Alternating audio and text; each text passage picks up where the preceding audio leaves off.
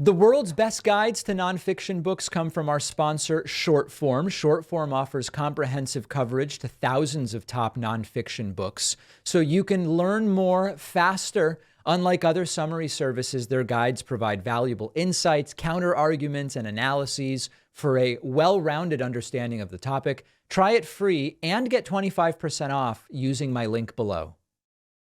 Some of you are no doubt familiar with Lauren Boebert. She is the radical and repugnant, retrograde, reactionary Republican Congresswoman. Did I say Republican twice? She's very much a Republican from Colorado, who almost was knocked out of the House of Representatives by Democratic challenger Adam Frisch. Now, if you recall, let's see if I have it here. I do. If you recall, this was such a close race going to, I believe it was a recount or certainly extended period of counting. And Lauren Boebert was able to secure her reelection by fewer than 600 votes. Looks like 547 or something along those lines, 46. And what was extraordinary about this race was that immediately Adam Frisch announced he's going for it again in 2024. And there were speculations as to whether this was a good idea or a bad idea. Wouldn't the 3rd Congressional District of Colorado potentially be fatigued? You just donated to Adam Frisch and he lost, and he's asking you for money again. It almost is Trumpian in a way, but of course it's not. But that is very much not the case. And in fact, his fundraising has tripled Lauren Boebert's. The truth is, and I'm joking with the Trumpian thing, the truth is that this is actually a bug of how our political system is organized. Because our members of Congress have 2-year terms and elections are long, as soon as you're sworn in, you're fundraising again for your next reelection. Now, that's bigger than we can deal with in this particular segment. But be that as it is, or be that as it may, it is what we're dealing with. And incredible fundraising numbers for Adam Frisch, such that even right-wing publications are now panicking, and we'll get to that in a moment. The Hill reports Boebert's Democratic challenger raises 3 times more than her. Adam Frisch, who came close to beating Lauren Boebert, raised 3 times more than the incumbent in second quarter fundraising. Frisch's campaign reported bringing in $2.6 million in Q2 of this year, which is more than triple Boebert's roughly $818,000, according to the Colorado Sun. It is the second quarter in a row that Frisch has outraised Boebert. He did $1.7 million in the first quarter. Boebert reportedly did about $764,000. This is getting the attention of the right. There is a very interesting short piece in Town Hall this morning from Matt Vespa, and it asks, is Lauren Boebert facing political extinction come November? And it refers to Lauren Boebert as the feisty bomb thrower. I call her a disgusting reactionary. You know, it's certainly a matter of perspective. This is a right-wing publication here. But the article points out that things are not going particularly well for Lauren Boebert. It references the fundraising numbers that I just told you. So there's a couple of different things here that are important to understand. No one race is likely to determine who has control of the House, although it could. It's close. And one of the questions for 2024, beyond, of course, the presidential race and what happens in the Senate, where 1/3 of senators are up for reelection, one of the questions is, will Republicans retain control of the House, or could Democrats end up controlling everything again for 2 years, at least after 2024? It's not likely to come down to just one race. And if it does, it's not necessarily going to be this particular race. But the fact that there is this level of enthusiasm, because understandably, many Democrats are upset that they fell just 500 and something votes shy of knocking Boebert out. They are energized and they are donating. And Lauren Boebert continues to put her foot in her mouth week after week. But there is something bigger than just the mathematical case. We have been asking this question, and the question is framed as such. Trump won in 2016, was a disaster for MAGA and for Republicans, rather, in 2018, lost in 2020. There was going to be this big red wave in 2022, and the red wave led to Democrats growing their margin in the Senate, although losing the House by a small margin. Trump has essentially pushed the Republican Party into underperforming 3 elections in a row. Lauren Boebert is one of the most Trump-associated or affiliated MAGA voices in the House. Madison Cawthorn was soundly defeated. That was one of the big 3, Cawthorn, Green, Boebert. Marjorie Taylor Greene is in an extraordinarily red district and probably will get herself reelected if she wants to. But then we get to Lauren Boebert, which is a much more interesting case. And if after barely squeaking out a victory in 2022, she is defeated soundly or by a small margin in 2024, it really will be a sign of the self-destructive nature of MAGA to the Republican Party. So a very interesting race. Even Republican publications are looking at these fundraising numbers and realizing this is not looking particularly good for MAGA and Lauren Boebert. We're going to watch it very closely, but great to see Adam Frisch. I mean, this is not a small margin by which he is crushing her in fundraising. Triple the numbers, and it is an incredible thing. Many of you wrote to me in the last 24 hours with video clips from Ron DeSantis events, and every single one of you wrote to me for the same reason. You feel that these protesters that are popping up at DeSantis events are staged, that there's something about them that doesn't take place. And then I got a video of a woman saying that she's in tears. Why are they always crying? In tears over how great DeSantis is, even though she was a Trump supporter for a while. We're going to look at these clips. Now, I want to be crystal clear. I am not alleging that I know these are staged protesters or staged people in the crowd. There is reason to wonder because, number one, these protesters always lead to DeSantis saying the same thing about we're going to protect kids and we're not going to let you do whatever to kids. The former Trump supporter person is weird because the Trump supporters don't really care about DeSantis. DeSantis is dying. His campaign is crumbling.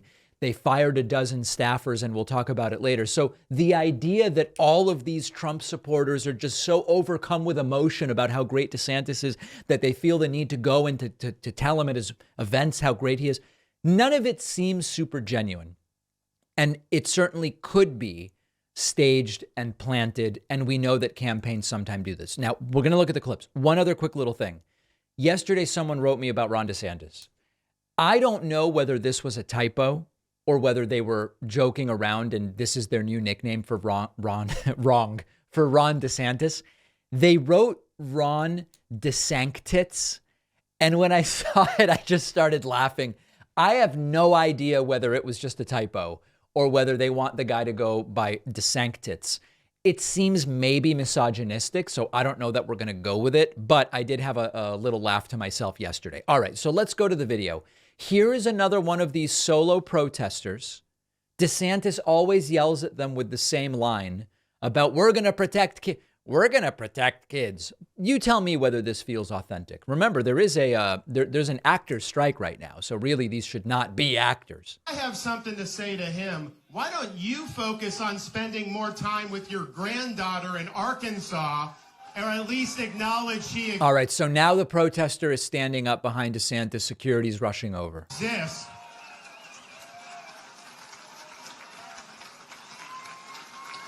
Yeah. Before you worry about our children.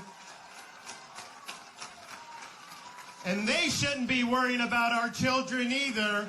We don't want you indoctrinating our children.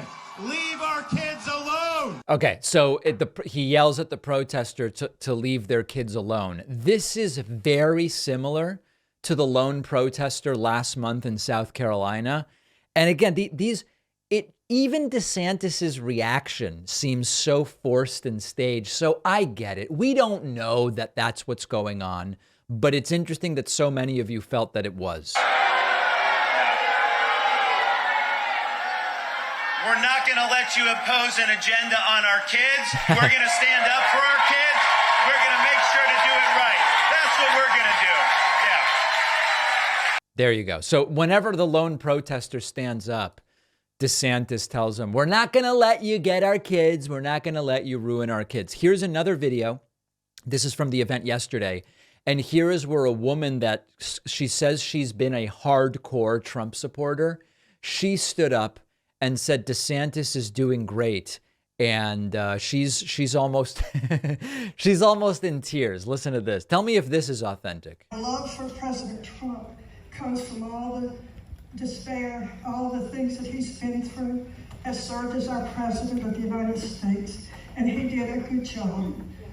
But all the things, I'm thinking more with my heart and my sorrow and my love for him and for this country. But now this is the most important vote that we're going to have, and I have to think more with my mind and what's best for this country. And you didn't. She is overcome with emotion over her support for DeSantis, despite having voted for Trump with her heart.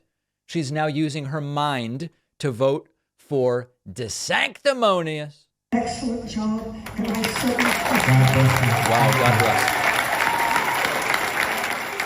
Wow.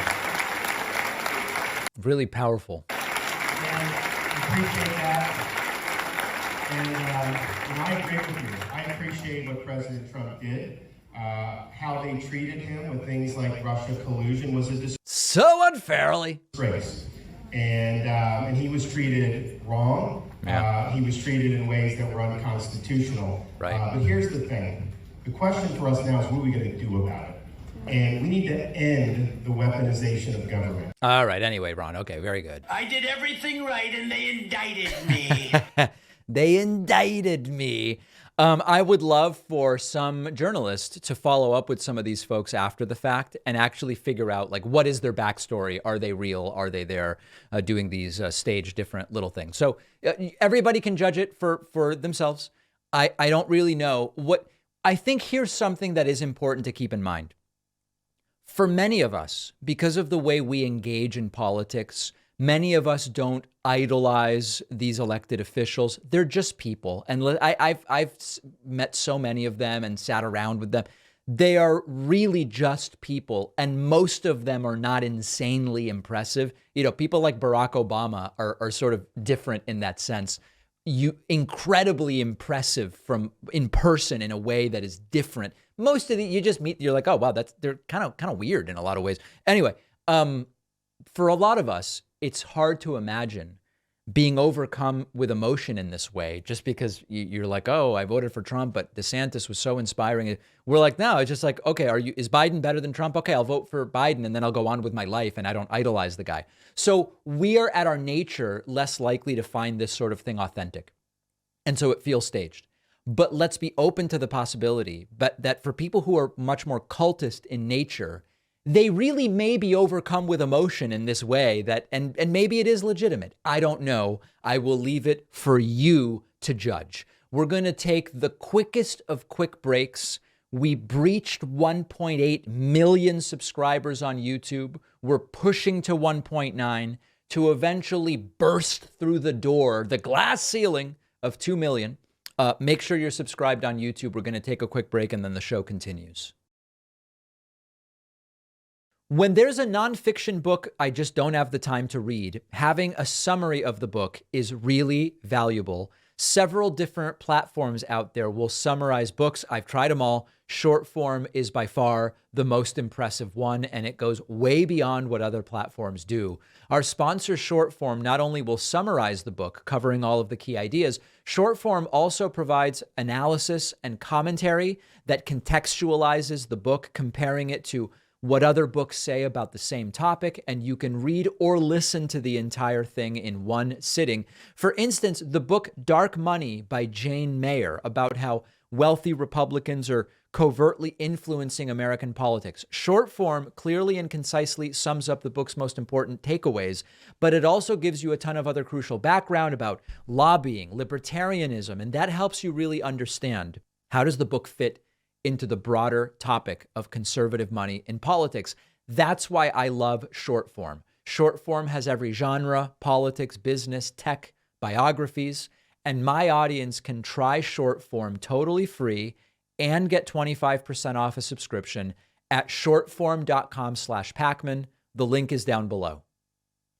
You know, as much as I get messages from haters that, oh, you must be funded by George Soros or whatever the case may be, we actually aren't. And many right-wing media outlets like the David Pacman Show are funded by millionaire and 100-millionaire and even billionaire right-wingers. We don't have that. The left is in a different situation. We actually depend directly on your support. We try to make that support an appealing thing. So we do an extra show every day for our paid members. We offer a commercial-free audio and video stream of the show.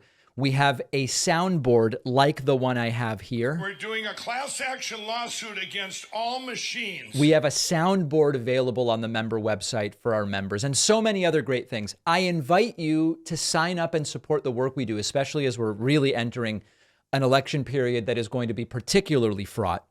And I would argue the most important in a very long time. Sign up at joinpacman.com. It really is the most direct, explosive, and exciting way to support what we do. And you know what? If you don't like this show that much, but there's other left-wing shows you like, support them. The point is, let's understand the way the right funds independent media and the way that the left doesn't fund it. And that explains why we depend on support from people like you. So we really do everything we can to make membership as easy and as great an experience as possible. And joinpacman.com is the place to sign up. Ron DeSantis' campaign is crumbling. We will talk in a moment about the firing of 12 staffers. But first of all, honestly, I don't know if he doesn't realize how pathetic he seems and looks when he does interviews. But I'm going to play a clip for you in which Ron DeSantis brags that sometimes 30 people go to his events. If I told you that he was doing this, you would say, David, why on earth would you brag about that? Any normal person would know 30 people is nothing to brag about. I can't explain it. Maybe he's just really bad at this. I don't know. But here is Ron DeSantis talking about how sometimes 30 people are going to hear him speak. Oh, the governor doesn't do retail campaigning. He's not going to be able to go to Iowa. And then, yesterday I'm out there doing events. We have 30, 40 people at some of these things, shaking hands, answering questions, doing all that. They're like, oh, well, he can do it. So these are predetermined narratives that they have. Yeah, there are literally a couple dozen people flocking to hear what Ron DeSantis has to say. What is going on in this guy's head that he thinks that makes it look like he's doing something impressive or exciting or inspiring or in any way needle moving? And we'll look at the polling in a moment, by the way. You'll realize there's not much of a needle move that is taking place. Now, he was also interviewed, Ron DeSantis, on Fox News by Howard Kurtz. And he finally seems willing to go after Trump a little more directly, except before we get all up in arms about what great strength this is telegraphing, he's willing to criticize Trump now on the same material and with the same lines that Chris Christie started criticizing Trump. Here he is talking about how Trump didn't really build that much of the border wall. This is quite literally out of the Chris Christie playbook from the day before. More in here. Chris Christie, who was on this program a couple of weeks ago, says he's the only one who goes directly at Trump. Insult for insult, calling him a coward and so forth. And that the rest of you just dance around for fear of offending him or his supporters. Does he have a point? I don't do insults, so that is true. I think just getting in this insult game turns voters off. It's not something I want to do. Substantively, we've been very frank at our differences with respect to the former president. I mean, for example, he promised to drain the swamp. Right. It got worse. He did not drain the swamp. He promised to... So it's like that line Maria Bartiromo used on Sunday. Okay. Bill have Mexico pay for a border wall. They did like 50 miles of wall. And that criticism is straight from Chris Christie. He's only willing to say the things others on the right are already saying. A real profile in courage, huh? Massive, expansive still there. He said he was going to eliminate the national debt. They added almost $8 trillion to the debt. True. In 4 years. And of course, in 2020, he turned the country over to Dr. Fauci, and those lockdowns and the borrowing and printing really sent us on a bad course. I've been very, very frank at that, but I have no interest in attacking Donald Trump or any of these other candidates personally. I think we've got to rise above that and let's focus on the issues. All right. Well, at least he's picking 3 issues there, at least generally speaking, on which he's attacking Trump, but it is not doing much for him. If we take a look at the polling, as you will see, it's one of these things where you look at the numbers and they move slowly. They really do. The green line on your screen is DeSantis. What you see, though, is that what was 31 in late January, before he even announced, has declined to the high 20s and then the mid 20s and then the low 20s and is now settling right at 20.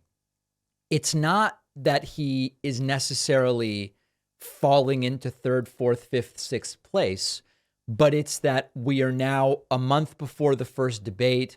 We're getting to be, 5 months before the first primaries or 6 months before the first primaries. And he's not making any progress. That's really the issue. If we pull up Iowa and you look at, actually, we don't even have Iowa numbers. We're going to look at New Hampshire in a little bit. But you look at New Hampshire, DeSantis is indeed in a 2nd place. But in some polls, Christie is now nipping at his heels. The question starts to become, how do you make progress? How do you get into a position where you could actually win this nomination? It seems that DeSantis donors aren't buying it. And to some degree, DeSantis isn't buying it because he's starting to fire people. I want to talk about that next. The Ron DeSantis for President campaign has fired about a dozen different staffers. Now, as is always the case when campaigns do this, they say, no. It's not that we fired them because we're shrinking the campaign, because we're failing and we're not raising money and we have no path to the nomination, all of which are true, by the way. They love to say, we're reorganizing, we're redeploying resources, we're focusing in a different way. All right. Well, needless to say, NBC News reports Ron DeSantis fires roughly a dozen staffers in a campaign shakeup. The Florida governor has struggled to break into Trump's lead. His campaign has been burning through money.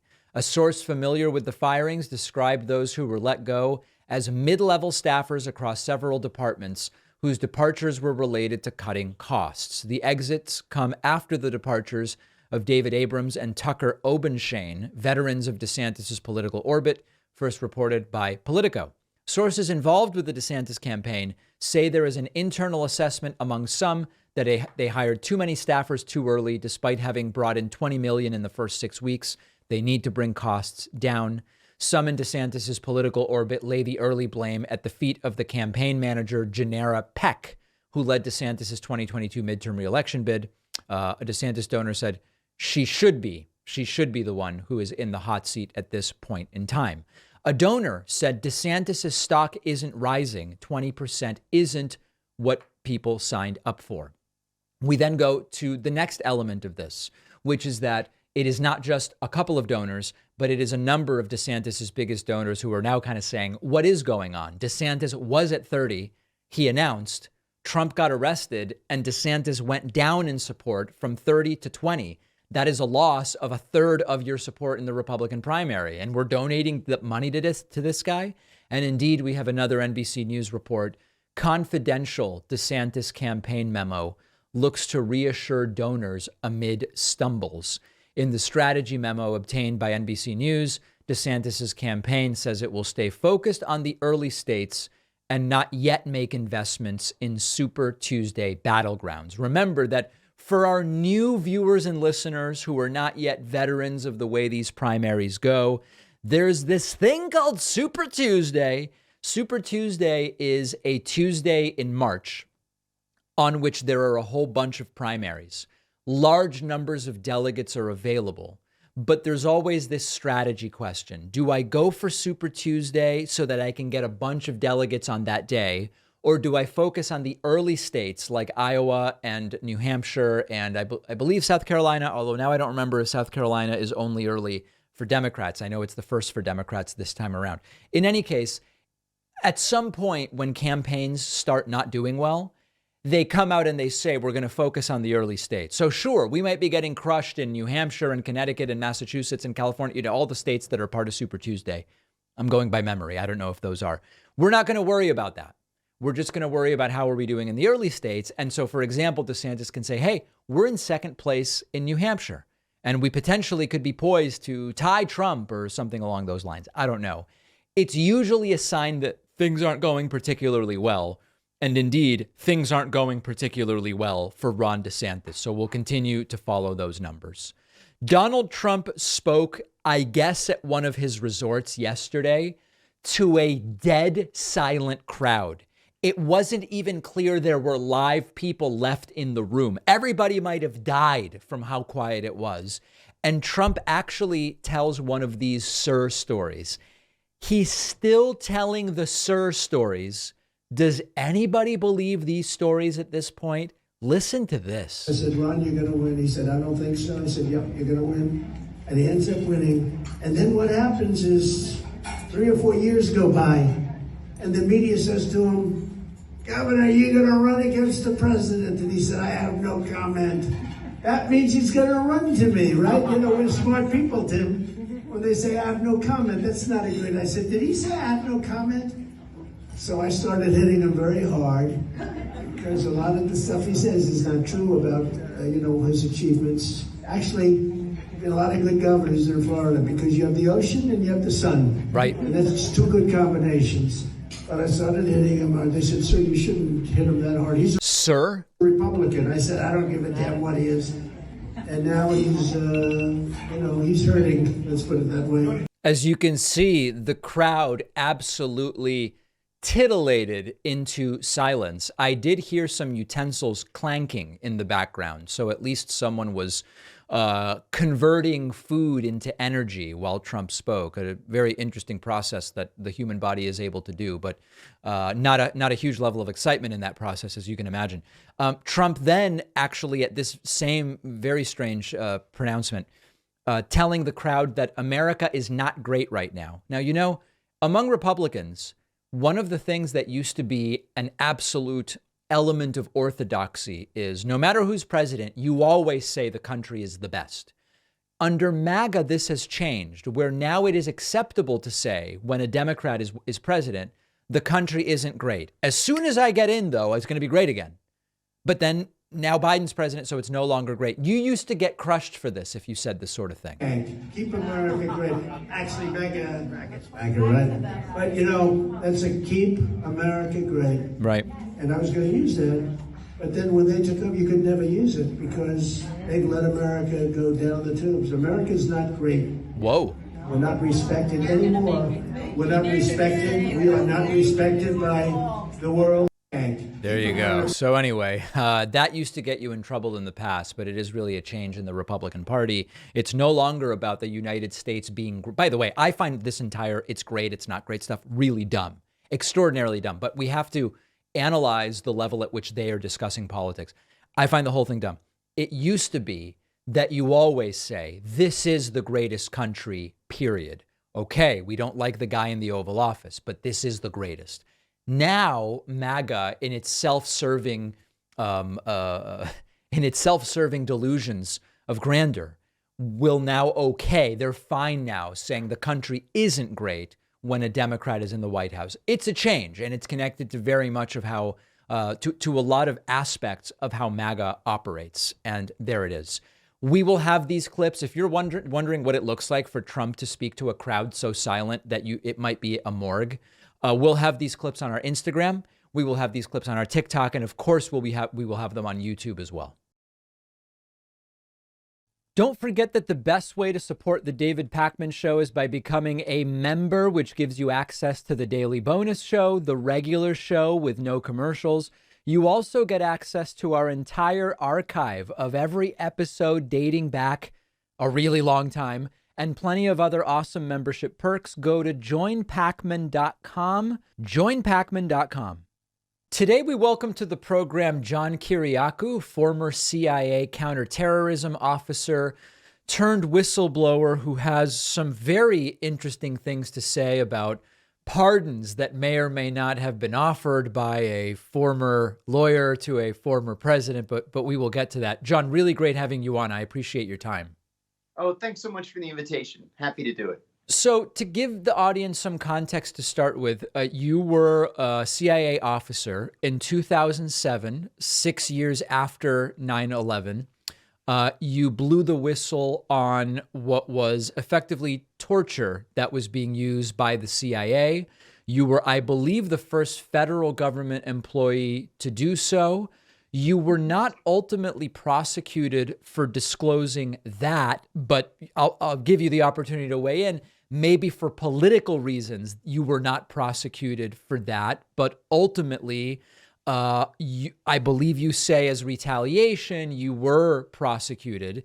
Talk to us about what you knew, your involvement, why you decided to blow the whistle to start with. It's actually quite a long story that I'm going to make very, very short. I was a senior CIA counterterrorism officer. After 9/11, I was the chief of CIA counterterrorism operations in Pakistan. I led a series of raids there that resulted in the capture of Abu Zubaydah, who we believed at the time was the number 3.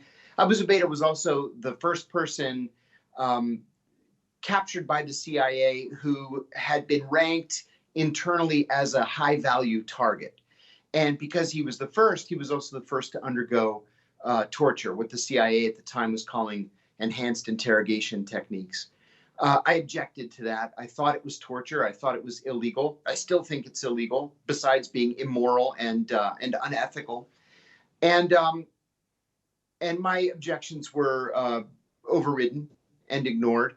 I left the CIA in 2004. I formally resigned in 2005 and waited for somebody to come out and say something about this program. It was just so patently illegal to me. I thought certainly somebody will come out and say something. Nobody did. And so then in December of 2007, in response to a request from Brian Ross at ABC News, I said something. I went on a nationally televised show, and I said that the CIA was torturing its prisoners. I said that torture was official U.S. government policy, and I said that the policy had been personally approved by the president himself.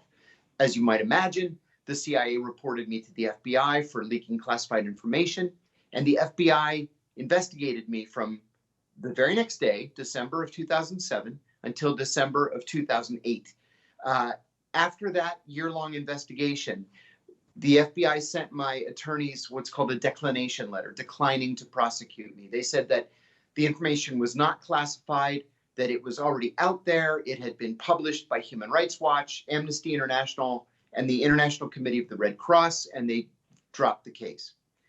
I did not know that 3 weeks later, when Barack Obama became president, and John Brennan, an old nemesis of mine, became the Deputy National Security Advisor, that Brennan asked the Justice Department to secretly reopen the case against me.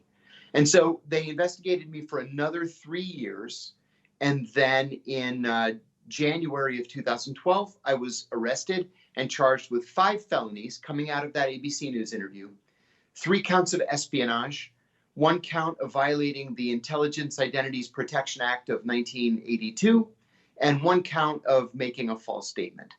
We were never really clear as to what the false statement was supposed to have been. That charge was dropped. I absolutely did not commit espionage, and those charges were dropped. But they got me on a technicality. I had confirmed the surname of a former colleague of mine to a journalist who wanted to interview him for a book. And that was the crime that they got me on. That name was never made public. And other senior CIA officers who had done the same thing, like David Petraeus, for example, who revealed the names of 10 covert operatives to his adulterous girlfriend, was never prosecuted. But, you know, I always maintained that I was prosecuted for political reasons. And I'm a big boy. I know how Washington works. And that was a calculation that John Brennan and the Justice Department made to silence someone who had opposed the torture program. They didn't silence me. They actually empowered me. And here we are now, all these years later. So many different things to ask about. With regard to the techniques that were being used, that you blew the whistle on, you talked about there were apparently discussions about the legality and ethics and whether these techniques, the use of the techniques, is policy. Was there ever a discussion about their effectiveness and whether, listen, if we do this stuff, they, or in most cases he, are just going to tell us what he thinks he needs to say in order to get us to stop? Was that ever discussed? Right. That's a great question. And the answer is no, not in any meaningful depth. Huh. You know, in the immediate aftermath of 9/11, and I think this is something that most people don't have a full appreciation for. There was at least as much a desire for revenge as there was for information to disrupt future attacks. So, you know, those very senior officers, those CIA leaders who had conceived of the torture program, had implemented the torture program, and then briefed it to the oversight committees on Capitol Hill, they didn't care if the prisoner was going to tell us what he thought we wanted to hear. They figured we would collect everything that the prisoner said and then turn it over to the analysts and let the analysts sort through it. So is there going to be actionable intelligence in there? Sure there is. Is there going to be garbage? There's going to be a lot more garbage than there is actionable intelligence. But you're able then to sate that desire for revenge and collect intelligence at the same time. So it wasn't it wasn't that it wasn't discussed because people didn't necessarily believe we might get nonsense from doing this. It was just that it didn't matter, and we'll kind of sort through it in the aftermath. Yeah, that's exactly it. When it comes to the locations where some of these things were taking place, colloquially sometimes known as these black sites, yes, to the extent you can talk about it, the CIA employees that are involved in servicing these sites, either directly participating in the torture or not, right? Because these are locations that presumably need ancillary services of different kinds. Are Correct. They typically in these countries, their entire presence in the countries, is it illegal? Is it under diplomatic cover? Do they have some nominal other job while there? That's a tough one to answer without getting in trouble. The CIA uses a multitude of covers, both official and unofficial. This would have been official cover. In most cases, it was done with the acquiescence of the host government. And it wasn't deep cover. It wasn't backstopped in any way. So if you're sitting next to somebody on a plane, they say, what do you do for a living? You say, oh, I work for the Department of Commerce. I work for the State Department. Oh, what do you do at the State Department? Oh, I'm involved in international trade. You know, that's so boring that 9 times out of 10, nobody's going to ask you a follow-up question. Right. But now if they call the State Department and ask, can I talk to John Kiriakou? There is no John Kiriakou there that's going to answer the phone. So that it's not backstopped in that way where they have people at headquarters covering for you. Now, with that said, I've said this publicly in the past, and we know it's true thanks to the Senate torture report. There were many cases in many of these various countries where black sites existed, where the president or the prime minister of those countries had no idea that these torture chambers were there in their territory. These were handshake deals between George Tenet, the head of the CIA, and the head of whatever that host intelligence service was. That's how secret this was. And you said something also that I think bears repeating because it's true. Very few CIA officers were actually physically involved in the torture program. Right. But there were large support staffs. You know, everybody from secretaries to analysts to doctors and nurses to communications professionals. They were all there to support the actual torturers. Is there sometimes in fictionalized accounts of these situations, there's a tension portrayed between the torturers and the doctors, where the doctors say you're going too far, and the torturers say, you know, the bomb is ticking. We've got to, and it's portrayed in this kind of dramatic way. Is that in any way an accurate representation of how these things go? Yes, actually. You know, I remember in the very, very earliest days after the CIA started torturing Abu Zubaydah, like the first week or the first 2 weeks, there were cables coming back being written by the doctors saying, hey, wait a minute, I didn't sign up for this. This is a violation of the Hippocratic Oath. I want to come home. That's called a curtailment cable, where you want to curtail your current assignment and come home. That's usually a career-ending decision. You're never going to get promoted again if you curtail. But you've got this ethical dilemma. You put your hand in the air and you swore to first do no harm. And now your job is to allow these guys to torture a prisoner to within an inch of his life. And then if they go too far and his heart stops, your job is to bring him back to life so he can be tortured more. One of the great disappointments for me in those early days was that even though doctors objected, most of them didn't do anything about it. They didn't come home. They didn't file lawsuits. They didn't go to the inspector general and file a complaint. They just maintained their silence. Did this stuff literally make it difficult to sleep at night? Yes. And not just for me, but for a lot of people. You know, I remember people coming back from the secret sites and crying. They suffered from PTSD. They had to take time off work. People went on anti-anxiety medication. This was just an all-around bad idea. Now, with that said, the CIA is full of sociopaths and psychopaths who slept just fine at night. So let's talk about the pardon. You served your sentence. You were not going to be entitled to your CIA retirement benefits as a result of the prosecution and the sentence. And you tell the story of a meeting with Rudy Giuliani with the possibility of paying $2 million for Trump to pardon you. Are those the top line details as we understand them? Yes, indeed. How did this, now just to put up front, even financial, if you were willing to do it, the $2 million didn't make sense because it seems like the retirement benefits were worth about $700K. Is that right? Okay. That's right. So the math didn't make sense. How did this first come to your attention that this was maybe something that could happen? I had worked hard to try to get myself in front of Donald Trump to ask him directly to pardon me. My pitch was Barack Obama ruined my life and you're the only person that can give it back to me. An appeal to his ego. Exactly. Yeah. Okay. So I had a supporter in Tucker Carlson, and Tucker invited me on the show a dozen times over the course of the Trump presidency. And a dozen times I went on. And listen, you know, I'm a third generation Democrat. I'm decidedly left of center, but I hate Barack Obama. And that is what that's what Tucker Carlson wanted to hear. And I was perfectly happy to say it. So Trump saw me on Tucker's show one night and told Jared Kushner to get in touch with me. So his lawyer called my lawyer, and we met briefly at his lawyer's office. And to make a long story short, he was not helpful at all, and not even nice about it.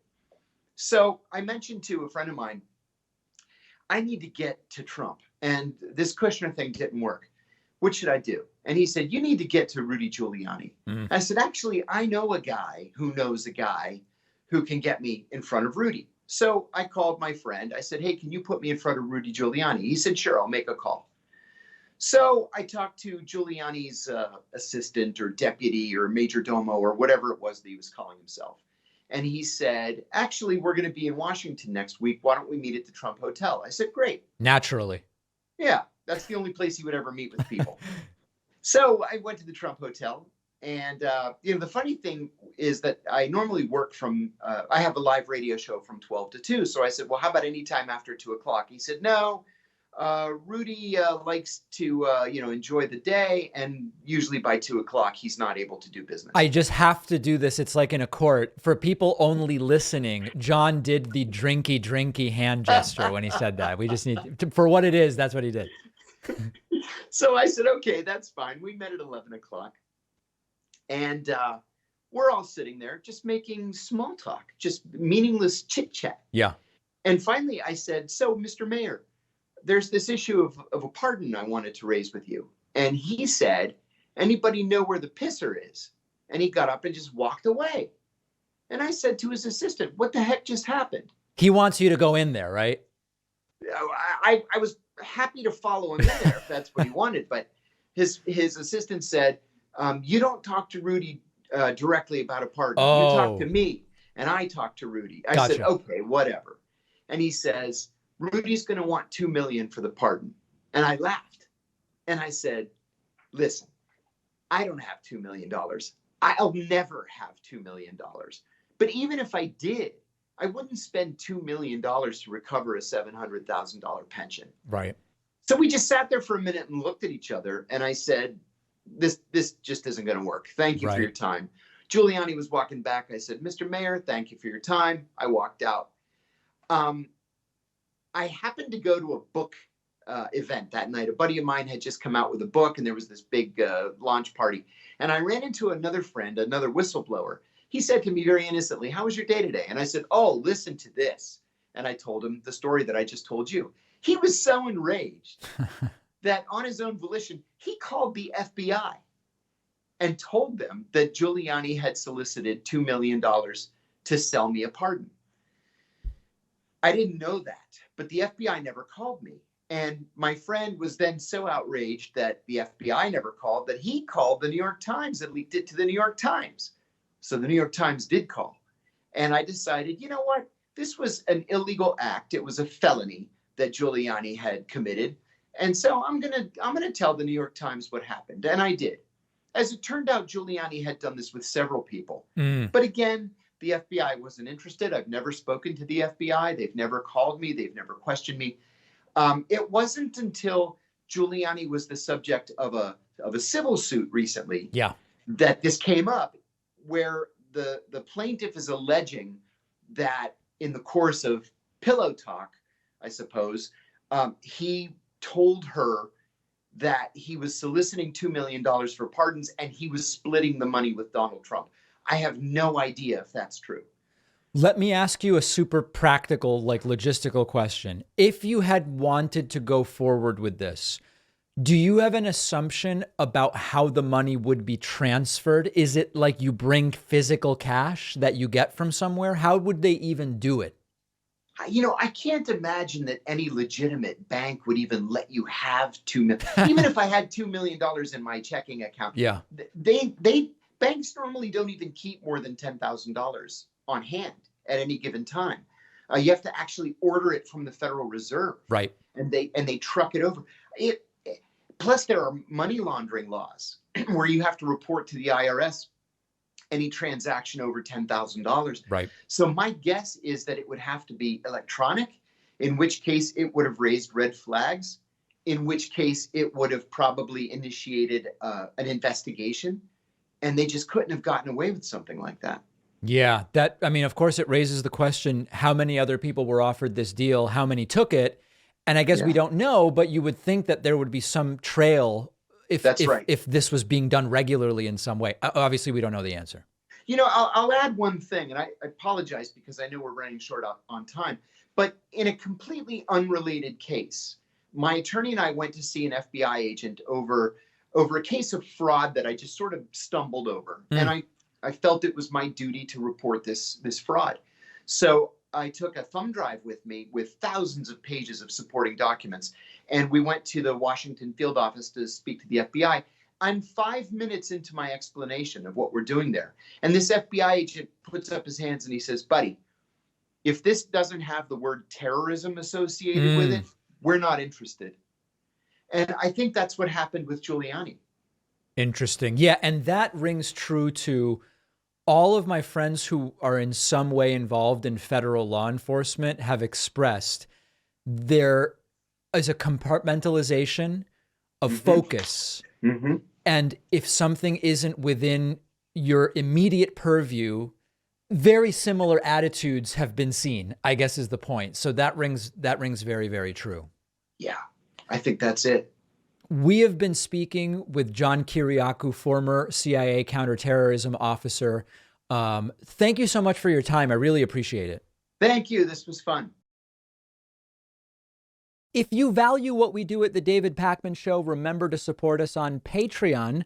Go to patreon.com/David Pakman Show, where you can get access to behind the scenes videos, the daily bonus show, the commercial-free daily show, as well as special discounts on merch, including hats, hoodies, mugs, and t-shirts. You can support the show for as little as $2 a month. Check it out at patreon.com/David Pakman Show. Many of you have asked me to talk about Chris Christie's explosive arrival in New Hampshire, where he has now entered third place. And I feel a little bit silly talking about it in these terms, because while it is true that Chris Christie is in third place, in most polls, it's a very distant third place, and we're going to get to that in a moment. But to kind of get us thinking about this, there's a Politico article from yesterday, which is called Chris Christie's New Hampshire Gambit. And what it says is Chris Christie planned to run a New Hampshire-centric campaign to pursue the nomination. He announced his bid there. He pledged to do even more listening than in the 100 town halls he did there as a candidate in 2016. Yet the only time he's come face-to-face with a Granite State voter over the last 3 weeks is through a TV screen. And the article goes on to say what explains his absence from the key early state that offers him his best and perhaps only chance to advance. Christie's campaign has run headlong into the realities of making the debate stage in 2023. The article goes on to explain that in order to make the Fox News debate stage on August 23rd, Chris Christie needs to clear, every candidate, including Chris Christie, needs to clear the 40,000 donor threshold. And small states like New Hampshire aren't where you find that money. So instead, Chris Christie's been on TV, he's been on the radio, whereas other candidates who have already qualified, Trump, DeSantis, have been in the state a little bit more. Now, let's talk about how explosive Chris Christie's rise in New Hampshire is. This poll, we're putting it up on the screen, from American Pulse has been floating around. And this poll says that in New Hampshire, yes, Trump is still leading 47.5%. And that Ron DeSantis is at 10.5%, but that Chris Christie is right there with DeSantis at 10%. And when you see Chris Christie half a point behind DeSantis, that could actually mean it's a tie. That could mean Chris Christie slightly ahead. It could certainly mean that by the time that primary takes place, Chris Christie could be in second place. It's all very exciting if you like Chris Christie. But the truth is that that's not a particularly good pollster, American Pulse. And if you look more generally at recent polling in New Hampshire, the most recent polls in New Hampshire have Christie with 7, Christie with 6, and Christie with 7 from last month. And then it was really before he announced. So is Chris Christie in third place rather in New Hampshire? Yeah, he probably is. But he only seems to be ahead of Nikki Haley by a tiny little smidge, by a fleck. And DeSantis appears to be well ahead. Is it an accurate assessment of the situation that New Hampshire is Chris Christie's best shot at this thing? Absolutely. It doesn't. I mean, listen, I've said before, people keep writing in going, David, you loser, your boy Christie's not going to win. He's not my boy. As I've said before, if I were voting in the Republican primary, the obviously sanest candidate is Chris Christie. He stood behind Trump like a potted plant for 4 years. He made a fool out of himself in so many different ways. He's now saying things that are true, but he's not my boy. It's almost like people can't, if I were to say to you, I don't know, if I were to say to you, this is so silly. Just because I recognize that red meat has more fiber than Cocoa Puffs doesn't mean I like red meat better than Cocoa Puffs. Maybe I just like Cocoa Puffs better. And I'm just observing a fact. Just because I observe a fact about Chris Christie doesn't mean he's my boy. So you're not hurting me personally by saying Chris Christie's not going to win. I know he's not going to win. That's the whole point. The point is, if the party were sane, the Republican Party, Chris Christie would win. Anyway, New Hampshire seems to be his only shot. He is in third place, but barely. And the one poll that's been floating around, at least at this point, is an outlier. We may get new polling that's better. We may get new polling that's more accurate and shows Chris Christie actually in second place more strongly. I don't know. We're going to watch it and we will see. Fox News hosts are almost begging the twice indicted, twice arrested, twice impeached, failed former President Donald Trump to appear on the debate stage on August 23rd. Now, I think this is mostly because of what's good for the network. If after all this work to secure the first Republican primary presidential debate, Fox News does the debate and Trump doesn't show, Trump's the biggest draw, it's bad for their ratings. It's just not going to attract as much attention. And it's a profit-making event at the end of the day. So this is a great little compilation from this morning. This is from Decoding Fox News. Decoding Fox News put this together. Here are the Fox and Friends hosts. This is yesterday morning, actually. I apologize. Making the case that Trump should really be there. They're almost begging the guy to show up. Rewards outweigh the risks, I believe. I think this is his wheelhouse. The debate's his wheelhouse. I think he risked letting someone else gain momentum. I heard earlier a guest on Fox and Friends First who made a great point, who said, don't take the voter for granted. The voters want to hear from him. So why wouldn't he, especially because he's such a good debater? I understand. I think, too, that for Donald Trump to be there, if he's thinking he's going to get the nomination, the best thing to do is to go into training. The best thing you have advantage over a current president, they don't debate. And remember how bad Obama did in his first one and George Bush 43 did in his first one, going for re-election, because you're not used to the debate, you're used to governing. And if he could keep himself sharp going into the maybe 2 or 3 that he has with Joe Biden, it would only help him. So I would take the reps as much as possible. If he doesn't show up, then you are going to hear a constant, people are going to say, what was he afraid of? Why didn't he show up? Yeah, he's sitting on the lead, but we're trying to figure out who exactly should be the next president. Brian, I think those points that you just made on behalf of Donald Trump, it would be great to see Donald Trump and Ron DeSantis and Chris Christie just duke it out. It would be great for the ratings, certainly, I think is what he means. That's why they call it a debate. And then, so many people have said, well, Donald Trump, and Ainsley, you echoed it a while ago, he's done so well in debates in the past. All right, show up, debate, and shine. There you go. There you go. Just show up and do it. They really want him there. And in fact, I would argue they really need him there because let's be honest, Trump is the guy who has more than half of the support. Trump's got 55-ish% of the Republican electorate support right now. The other, however many candidates are sharing the other 45%. And there's a lot of I don't know yets in there. Here's one more clip also put together by Decoding Fox News. They are just desperate. Surprisingly, has got a lot of small donors for a Republican is Chris Christie. He raised $1.6 million in the last quarter, and a third of that came from small donors, which does suggest that he's got broad appeal. He's been on all the channels, and he's obviously resonating. Will he be able to debate?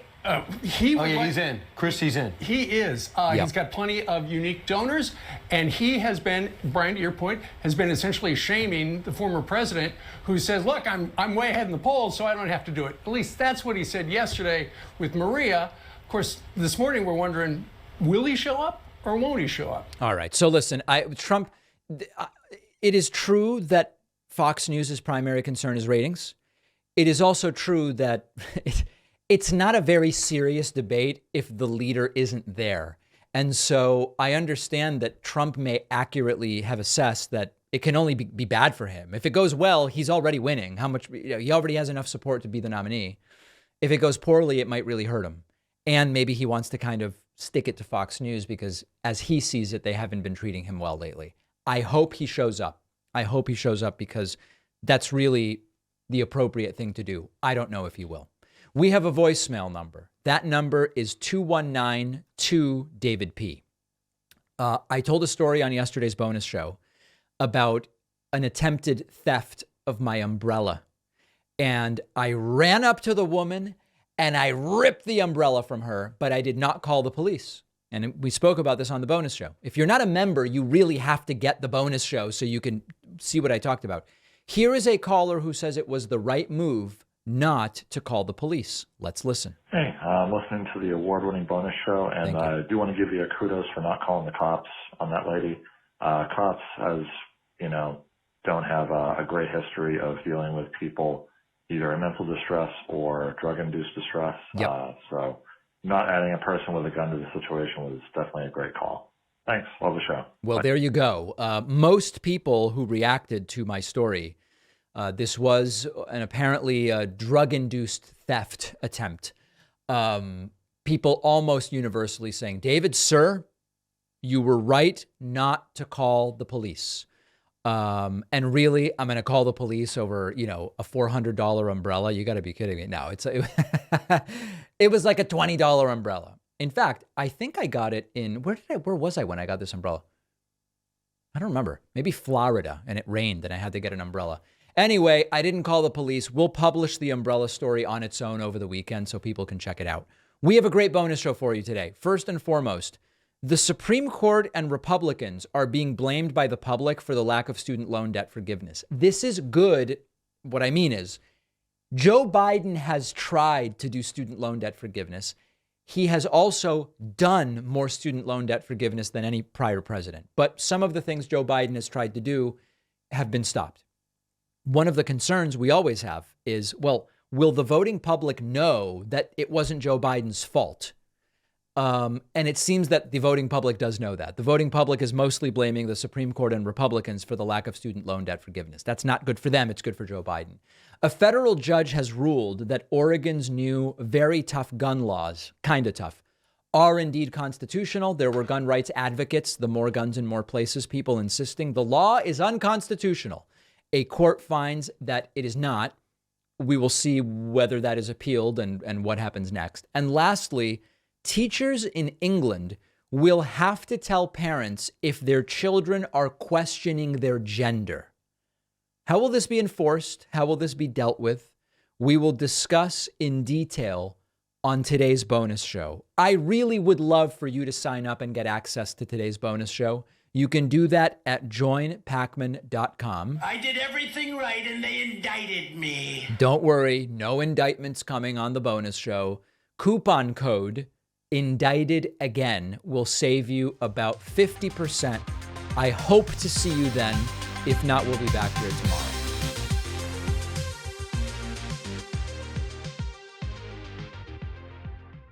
Thanks a lot for watching today's show. I just want to take a second to tell you about today's sponsors. The world's best guides to nonfiction books come from our sponsor, Shortform. Shortform offers comprehensive coverage to thousands of top nonfiction books, so you can learn more faster. Unlike other summary services, their guides provide valuable insights, counter-arguments, and analyses for a well-rounded understanding of the topic. Try it free and get 25% off using my link below.